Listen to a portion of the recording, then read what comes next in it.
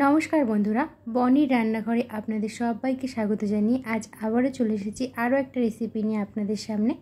আজ আমি তৈরি করব মতিচুরের লাড্ডু। বাড়িতে খুব সহজেই আপনারা এই লাড্ডুটা বানিয়ে নিতে পারেন, একদম দোকানের মতো স্বাদের। সামনে যেহেতু জন্মাষ্টমী আসছে, ঠাকুরকে কিন্তু এই লাড্ডুটা বানিয়ে ঠাকুরের ভোগে দিতে পারেন।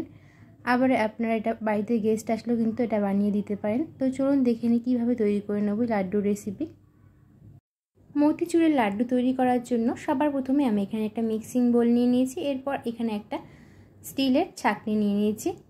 এবার ছাঁকনিটার ভেতরে আমি দিয়ে দিচ্ছি বেসন। আমি এখানে 1.5 কাপ মতো বেসন দিয়ে দিচ্ছি। বেসনটা দিয়ে ভালোভাবে চেলে নেব, যাতে বেসনটা ভেতরে দলা পাকানো অংশ না থাকে বা কোনো ময়লা না থাকে। ভালোভাবে চেলে নেওয়া হয়ে গেছে।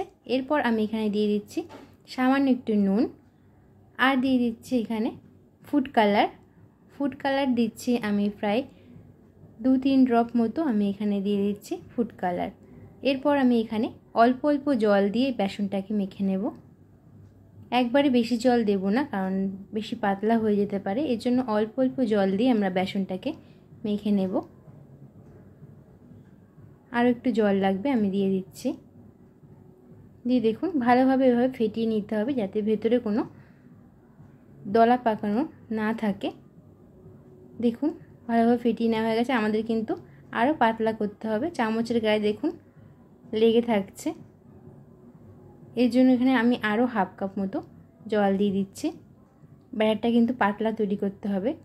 যদি বেশি ঘন হয়ে যায় বা গাঢ় হয়ে যায় তাহলে কিন্তু ভালো হবে না। দেখুন চামচ থেকে কিন্তু সহজেই পড়ে যাচ্ছে, তাহলে কিন্তু বুঝবেন আমাদের ব্যাটারটা একদম তৈরি হয়ে গেছে।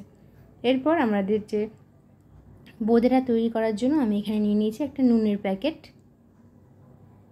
নুনের প্যাকেটটার মুখটা ভালোভাবে কেটে নিয়েছি।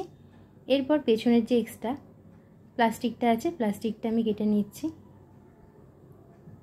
এরপর এই নুনের প্যাকেটের ভেতরে আমরা যে ব্যাটারটা তৈরি করেছিলাম আর একটু ভালোভাবে ফেটিয়ে নিচ্ছি।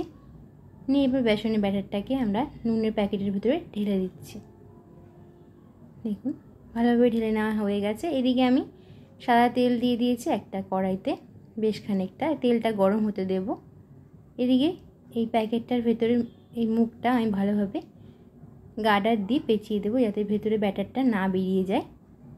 এরপর এই মুখটা আমি একটা কাঁচির সাহায্যে কেটে দিচ্ছি। একদম অল্প করে কিন্তু কাটতে হবে, বড় করে কাটা যাবে না, একদম অল্প। আমি এখানে একটু বেসন দিয়ে দেখে নিচ্ছি আমার তেলটা ভালোভাবে গরম হয়ে গেছে। এরপর আমরা গ্যাসের ফ্লেমটাকে কিন্তু একদম লোতে রেখে দিয়েছি এখন। তারপরে আমরা দিয়ে দিচ্ছি, তেলটা গরম হয়ে যাওয়ার পর আমি গ্যাসের ফ্লেমটাকে লোতে রেখে তারপরে ওপর থেকে আমরা এরকম বেসনের ব্যাটারটাকে ওপর থেকে ফেলতে হবে, তাহলে কিন্তু এরকম তেলে পড়ার সাথে সাথে এরকম গোল গোল বোঁদের মতো হয়ে যাবে। দেখুন কতটা সুন্দরভাবে হচ্ছে। এই সময় কিন্তু গ্যাসের ফ্লেমটাকে একদম লোতে রাখতে হবে, না হলে কিন্তু বোঁদেগুলো একদম বেশি পুড়ে যাবে তেলটা গরম হয়ে গেলে। দেখুন এভাবে নাড়াচাড়া করে কিন্তু আমাদের বোঁদেটাকে ভেজে নিতে হবে। দেখুন একদম কিন্তু বোঁদেটা ভাজা হয়ে গেছে, তেলের উপরে ভেসে উঠেছে আমাদের। এবার বোঁদেটাকে তুলে নিচ্ছে একটা ছাঁকনির সাহায্যে। তেলটাকে ঝরিয়ে নিয়ে এভাবে আমরা তুলে নিচ্ছি। দেখুন আমাদের সমস্ত বোঁদেগুলো তোলা হয়ে গেছে। এবার এভাবেও আপনারা ভাজতে পারেন। এবার স্টিলের যে ছাঁকনিটা আমি তেলের ভেতরে দিয়ে দিয়েছি, বসিয়ে আমি ওপর থেকে এভাবে বেসনটা দিয়ে দিচ্ছি। এভাবে দিলেও কিন্তু হবে বোঁদেগুলো। দুভাবেই কিন্তু আপনারা বোঁদেগুলো তৈরি করতে পারেন। এভাবে যদি স্টিলের ছাঁকনির উপরে দেওয়া হয় তাহলে তেল থেকে তুলতে যে অসুবিধাটা হয়, এই অসুবিধাটা আর হবে না। এভাবে আপনারা সমস্ত কিন্তু বোঁদেগুলো ভেজে নিতে পারবেন। আমারও এদিকে সমস্ত বোঁদে কিন্তু প্রায় ভাজা হয়ে গেছে। এইভাবে আমি সমস্ত বোঁদেগুলোকে ভেজে নিয়েছি লাড্ডুর। দেখুন আমাদের সমস্ত কিন্তু ভাজা হয়ে গেছে। দেখুন কতটা সুন্দরভাবে হয়েছে, গোল গোল হয়েছে একদম। আপনাদের দেখিয়ে দিচ্ছি দেখুন। এবার লাড্ডুটা তৈরি করে নেব। এর জন্য একটা কড়াইতে দিয়ে দিয়েছি জল, আমি এখানে 1 কাপ মতো জল দিয়ে দিয়েছি, আর দিয়ে দিয়েছি 1 কাপ চিনি।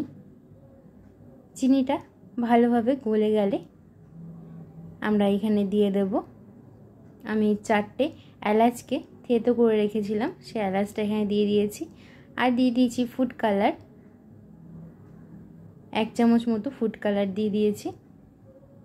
এরপর আমরা এখানে দিয়ে দিচ্ছি যে বোঁদেগুলোকে ভেজে রেখেছিলাম বেসনের, সেগুলোকে দিয়ে দিচ্ছি। দিয়ে গ্যাসের ফ্লেমটা কিন্তু এই সময় একদম লোতে করা আছে, দিয়ে ভালোভাবে নাড়াচাড়া করে নেব যাতে সমস্ত শিরাটা বোঁদের ভিতরে ঢুকে যায়। দেখুন ভালোভাবে নাড়াচাড়া করার পর দেখুন অনেকটাই কিন্তু নরম হয়ে গেছে বোঁদেগুলো। আমি আরও একটু এখানে ফুড কালার দিয়েছিলাম লাড্ডুর কালারটা আনার জন্য। আমাদের কিন্তু লাড্ডুর পাকটা অনেকটাই চলে এসেছে। এবার আমরা এখানে দিয়েছি চালমগজ, 1 চামচ মতো আমি এখানে চালমগজ দিয়ে দিয়েছি। চালমগজটা দেওয়ার পর আরও কিছুক্ষণ ভালোভাবে নাড়াচাড়া করে নেব। আমাদের লাড্ডুটা কিন্তু পুরটা কিন্তু একদম তৈরি হয়ে গেছে। এরপর আমি এখানে একটু দিয়ে দিয়েছি 1/2 চামচ ঘি। ঘিটা দিয়ে আরও মিনিটখানেক নাড়াচাড়া করে নেব। এরপর আমরা গ্যাসের ফ্লেমটাকে অফ করে রেখে দেব।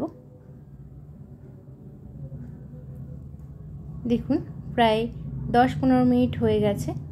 এরপর আমি লাড্ডুটা ঠান্ডা হয়ে গেলে লাড্ডুটা থেকে আমরা লাড্ডু তৈরি করে নেব পুরটা থেকে। দেখুন কতটা সুন্দর দেখতে হয়েছে, একদম বাজারের মতো, আর খেতেও কিন্তু খুব সুন্দর হয়েছে। আপনারা বাড়িতেও কিন্তু খুব সহজেই এইটা তৈরি করে নিতে পারেন। দেখুন এভাবে আমি সমস্ত পুর থেকে লাড্ডু তৈরি করে নেব। আপনারা কিন্তু বাড়িতে এটা সহজেই তৈরি করে নিতে পারেন। আপনাদের ঠাকুরকে কিন্তু গোপালকে কিন্তু এই লাড্ডুটা তৈরি করে দিতে পারেন। তাহলে বন্ধুরা আজকের মতো আমার রেসিপি এই পর্যন্ত। দেখুন আমি একটা লাড্ডু ভেঙে দেখিয়ে দিচ্ছি কতটা নরম হয়েছে। আপনার বাড়িতে এভাবে ট্রাই করবেন। ভালো লাগলে আমার চ্যানেলটিকে সাবস্ক্রাইব করে পাশে থাকবেন, লাইক কমেন্ট শেয়ার করবেন। আবার দেখা হবে অন্য কোনো নতুন ভিডিওতে। ধন্যবাদ।